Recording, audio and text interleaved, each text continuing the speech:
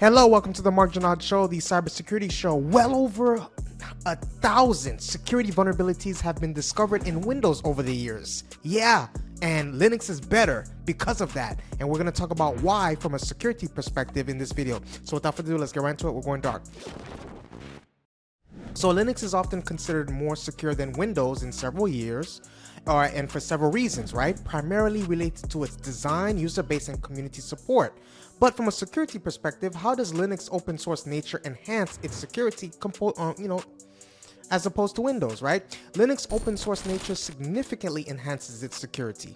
There's the community oversight, right? The open source model allows a large community of developers and security experts to examine the code, identify vulnerabilities, and propose fixes quickly. This many eyes approach leads to faster detection and patching of security issues compared to closed source systems. Windows. So there's also transparency, right? The source code being publicly available means there's full transparency into how the system works. This makes it difficult for malicious code or backdoors to be hidden within the operating system. There's rapid patching. When vulnerabilities are discovered, the open source community can quickly develop and distribute patches. This often results in security issues being addressed more rapidly than in closed source systems. There's the customization and hardening. Users and organizations can review the code themselves and make custom security enhancements tailored to their specific needs. This level of customization is not possible with closed source operating systems. There's the incentivized security. The open nature creates a culture where security is a shared responsibility. Developers, companies, and users all have a vested interest in maintaining and improving the security of the system they rely on. If you like this video so far, please take a moment to hit that subscribe button and like button. If you like this video so far, please hit that subscribe button and like button. There's also the auditability, tongue twister, right?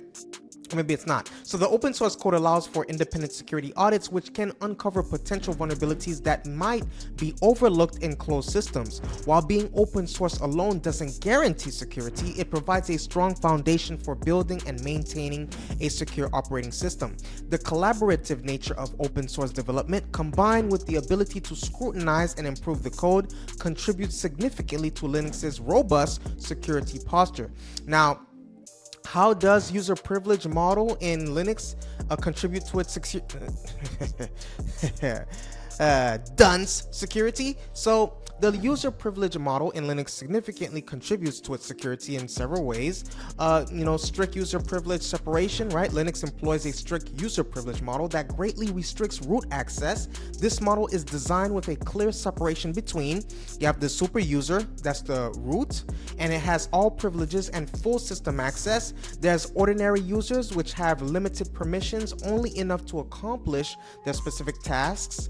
This separation makes it much more difficult for malware and rootkits to spread throughout a Linux system compared to other operating systems.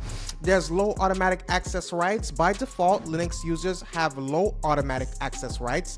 This means users require additional permissions to perform potentially risky actions like opening attachments, accessing certain files, or adjusting kernel options.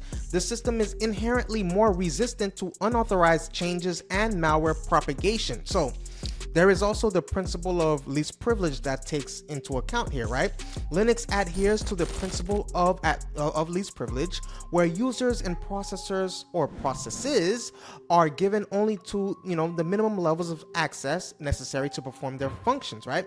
This reduces the potential damage that can be caused if a user account or process is compromised. Now, there is that contrast with Windows. While it's possible to implement least privilege models on Windows systems, many organizations don't take this precaution. In practice, Windows environments often operate with an everyone is an admin approach, which is, it significantly increases security risk because y'all trash. You guys are not deserving of being admins because y'all trash. Just kidding. So this makes it easier for malware and viruses to spread on Windows systems compared to Linux servers. Because you guys be using, those Fortnite and all those games with FNAF viruses attached to it. Yeah, I know that. There is enhanced security through configuration. Linux provides administrators with extensive configuration options to further enhance security. As an example, you have the SE Linux and AppArmor that can be used to implement mandatory access control (MAC) policies. The Linux kernel lockdown feature can prevent the root account from modifying kernel code, adding an extra layer of protection. By leveraging these built-in security features and configuring them properly, administrators can create a highly secure operating environment that is resistant to various types of attacks and unauthorized access attempts, right? And what are the main security vulnerabilities in Windows compared to Linux? Well, I'm glad you asked. Windows and Linux, they have different security vulnerabilities. I'm not trying to sit here and say Linux is perfect, but Windows is trash. So it's due to their distinct architectures, right, and user bases. So some of the key vulnerabilities associated with each is the Windows vulnerabilities, right? There's the unpatched software. A significant vulnerability in Windows is the prevalence of unpatched software. Despite regular security updates from Microsoft, many users fail to keep their systems updated, leaving them exposed to known vulnerabilities or security vulnerabilities. There's social engineering attacks. Windows users are often targeted by social engineering attacks. Cyber criminals exploit human psychology to trick users into revealing sensitive information or performing actions that compromise their system security. Everybody except me, because I'm the best in cybersecurity. Yeah. Moving on, there's popular application vulnerabilities. Vulnerabilities in widely used applications like web browsers and Office suites can pose risks as attackers can, exploit these weaknesses to gain unauthorized access or execute malicious code. There's large attack surface, right? Windows has a larger attack surface due to running more services and maintaining backward compatibility with older software. This increases the potential entry points for attackers. Now, it's time for Linux to get this smoke. Windows got its smoke, but it's time for Linux to get this smoke right now. So there's misconfigurations, right? A common vulnerability in Linux systems is misconfiguration, where system administrators inadvertently leave security gaps open for potential attackers. Weak passwords. Like any system, Linux can be vulnerable to weak passwords, which compromise security if users prioritize convenience over strong password practices. There are bugs in software packages, right? While the open source nature of Linux allows for quick identification and patching of vulnerabilities, it also means that attackers can analyze the source code to find potential flaws. There's complex configuration. Linux can be complex to configure securely and incorrectly, or configurations that are incorrect can lead to vulnerabilities. This requires a certain level of expertise to maintain properly. Now, let's talk about comparative analysis. Patch management. Linux benefits from a community-driven approach to patch management, allowing vulnerabilities to be addressed rapidly. Windows relies on Microsoft's internal processes, which can sometimes delay patches, and then when patches get delayed, things get a little open, a little too long, and then hackers can able to penetrate. You know what I'm saying? There's also user privileges. Linux enforces stricter user privilege models by default, reducing the risk of unauthorized system changes. Windows often grants users administrative privileges by default, which can increase security risks if not managed properly. Now, the attack surface. Windows generally has a larger attack surface. We know that because it's a bigger kind of thing. It's widespread, and the number that it runs. So it's kind of like a catch-22. Okay, it's more vulnerable because it's wider. Okay, but I feel like Linux approach is probably better than Windows. So both operating systems have their strengths and weaknesses in terms of security. However, the choice between them often depends on the specific needs and expertise of users and administrators managing the systems. So in regards to package management system, Linux distributions use package managers to handle software installation and updates. This system ensures that software is obtained from trusted repositories, reducing the risk of downloading malicious software from unverified sources.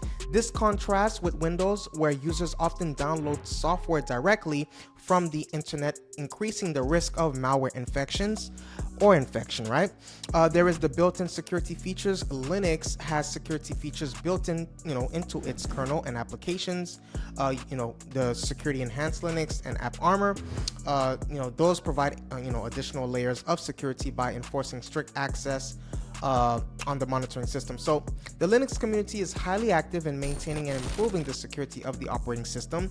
This includes contributions from major tech companies. You have the Googles, you have the IBMs, you have the Amazons, which rely on Linux for their operations and contribute to its security enhancements. So while Linux is generally more secure by design, it's not immune to security threats. Let's be fair here, right?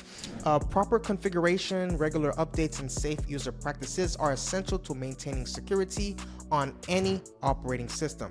So that's what I have for you today. Once again, if you like this video, please take a moment to hit that subscribe button and the like button. If you like this video, please take a moment to hit that subscribe button and the like button. And if you feel, that Windows is better than Linux, even if after all those things I said, please let me know in the comment section. Let me know your opinion so I can let you know how trash you are. Stay safe. See you on the next video.